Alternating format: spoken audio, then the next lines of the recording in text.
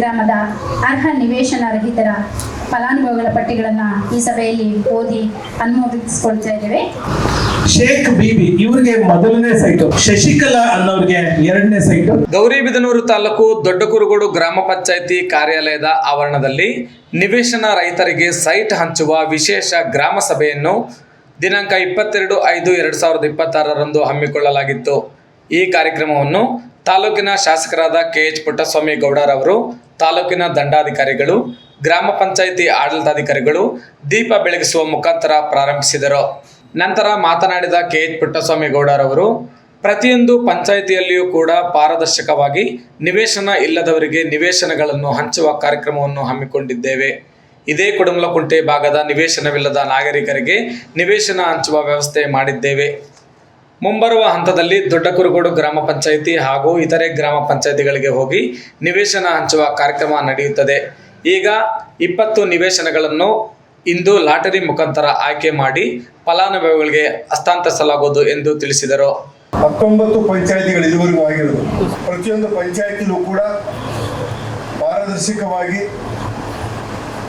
ನಿವೇಶನ ರೈತರಿಗೆ ನಿವೇಶನಗಳನ್ನು ಹಂಚಿ ಇವತ್ತು ಈ ಒಂದು ಕುಡಮಲಕುಂಟೆ ಭಾಗದ ಸೈಟ್ಲೆಸ್ ಆದಂಥ ನಾಗರಿಕ ಬಂಧುಗಳಿಗೆ ಸೈಟ್ ಕೊಡೋ ವ್ಯವಸ್ಥೆ ಮಾಡ್ಕೊಂಡಿದ್ದೀವಿ. 20 ಸೈಟ್ಗಳನ್ನ ಈಗ ಹಂಚಿಕೆ ಮಾಡ್ತಾ ಇದ್ದೀವಿ. ಯಾರಿಗೆ ಸೈಟ್ ಇಲ್ಲ ಅವ್ರನ್ನ ಪಾರದರ್ಶಕವಾಗಿ ಗುರುಸಿ 20 ಸೈಟ್ಗಳು ಕೊಡ್ತಾ ಇದ್ದೀವಿ. ಎಲ್ಲ ಇಲಾಖೆಯ ಅಧಿಕಾರಿಗಳ ಸಮ್ಮುಖದಲ್ಲಿ ವ್ಯವಸ್ಥಿತವಾಗಿ ಸೈಟ್ ಹಂಚಿಕೆ ನಡೀತಾ ಇದೆ. ಇದು ಯಾರು ನನ್ನ ವೈಯಕ್ತಿಕ ಕಾರ್ಯಕ್ರಮ ಅಲ್ಲ, ಇದು ಮುಖ್ಯಮಂತ್ರಿಗಳ ಆಶ್ರಯ ಯೋಜನೆಯ ಪ್ರಕಾರ ಸೈಟ್ ಕೊಡುವಂಥ ಕಾರ್ಯಕ್ರಮ. ಕೆಲವರು ಗೊಂದಲಗಳನ್ನು ಸೃಷ್ಟಿ ಮಾಡಿ ಕಾರ್ಯಕ್ರಮ ನಡೆಯದಂತೆ ಪ್ರಯತ್ನ ಮಾಡಿದರೂ ಸಹ ನಮ್ಮ ಆಡಳಿತ ಇಲಾಖೆ ಹಾಗೂ ಪೊಲೀಸ್ ಇಲಾಖೆಯ ಸಹಯೋಗದೊಂದಿಗೆ ಪಾರದರ್ಶಕವಾಗಿ ನಡೆಯಲು ಅನುಕೂಲ ಮಾಡಿಕೊಡಲಾಯಿತು. ಪಾರದರ್ಶಕವಾಗಿ ಅವರು ಯಾವುದೇ ಒಂದು ಗೊಂದಲ ಇಲ್ಲದಂಗೆ ಅಧಿಕಾರಿಗಳು ಕಾರ್ಯನಿರ್ವಹಿಸಬೇಕು ಅನ್ನೋ ಒಂದು ದೃಷ್ಟಿಯಿಂದ ತಾಲೂಕು ಪೊಲೀಸ್ ವ್ಯವಸ್ಥೆಯೂ ಕೂಡ ಇದುವರೆಗೂ ಅಚ್ಚುಕಟ್ಟಾಗಿ ವ್ಯವಸ್ಥಿತವಾಗಿ ಯಾವುದೇ ಗೊಂದಲಕ್ಕೆ ಅವಕಾಶ ಕೊಡದಂತೆ ಅದನ್ನು ವ್ಯವಸ್ಥಿತ ರೀತಿಯಲ್ಲಿ ದಕ್ಷತೆಯನ್ನು ನಿರ್ವಹಿಸಿ ಬಂದಿದೆ ಡಿಪಾರ್ಟ್ಮೆಂಟ್. ಹಾಗೆಯೇ ಎತ್ತಿನಹೊಳೆ ನೀರನ್ನು ವಾಟದವಸಹಳ್ಳಿ ಕೆರೆಗೆ ತುಂಬಿಸಿದ ನಂತರ ಗೌರಿಬಿದನೂರು ಪಟ್ಟಣಕ್ಕೆ ಕುಡಿಯಲು ಹಾಗೂ ಬೆಳೆಸಲು ನೀರಿನ ವ್ಯವಸ್ಥೆ ಕಲ್ಪಿಸುವುದಕ್ಕೆ ಜಿಲ್ಲಾ ಮಂತ್ರಿಗಳು ಹಾಗೂ ನಗರಾಭಿವೃದ್ಧಿ ಮಂತ್ರಿಗಳು ಹೇಳಿದರೂ ಸಹ ರೈತರ ದಾರಿ ತಪ್ಪಿಸುತ್ತಿದ್ದಾರೆ ಇಲ್ಲಿನ ಕೆಲವು ನಾಯಕರು ಎಂದರು. ಸಾರ್ವಜನಿಕರು ಕೂಡ ಸ್ಪಂದಿಸಿದರು. ಕೆಲವರು ಬೆರಳೆಣಿಸುವಷ್ಟು ಮಂದಿ ಬಂದು ಗೊಂದಲ ಮಾಡಬಹುದು, ಆದರೆ ತಾಲೂಕಿನ ನಾಗರಿಕರಿಗೆ ಗೊತ್ತು ಇದು ಯಾರು ಸಂಚು ರೂಪಿಸ್ತವ್ರೆ, ಯಾರು ಚಿತಾವಣೆ ಮಾಡ್ತಾವ್ರೆ ಅನ್ನೋದು ಗೊತ್ತಿದೆ. ತಾಲೂಕಿನ ಜನತೆ ಪ್ರಜ್ಞಾವಂತರು. ನಾನು ಯಾಕಲೇ ಹೇಳ್ತಾ ಇರ್ತೀನಿ, ನಮ್ಮ ಗೌರಿಬಿದನೂರು ತಾಲೂಕು ಆರ್ಥಿಕವಾಗಿ ಸ್ವಲ್ಪ ಹಿಂದುಳಿದಿರ್ಬೋದು ತಾಲೂಕು, ಆದರೆ ಬುದ್ಧಿವಂತಿಕೆಯಲ್ಲಿ, ರಾಜಕೀಯ ಪ್ರಜ್ಞೆಯಲ್ಲಿ ಬೇರೆಯವರಿಗೆ ಬೇಕಾದ್ರೆ ಹೇಳ್ಕೊಳ್ಳೋಷ್ಟು ಬುದ್ಧಿವಂತಿಕೆ ನಮ್ಮ ತಾಲೂಕಿನ ಜನಕ್ಕಿದೆ.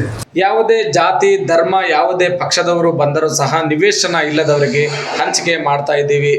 ಆದರೆ ಕೆಲವು ನಾಯಕರು ಮೊಸರಲ್ಲಿ ಕಲ್ಲು ಹುಡುಕುವ ಕೆಲಸ ಮಾಡ್ತಾ ಇದ್ದಾರೆ.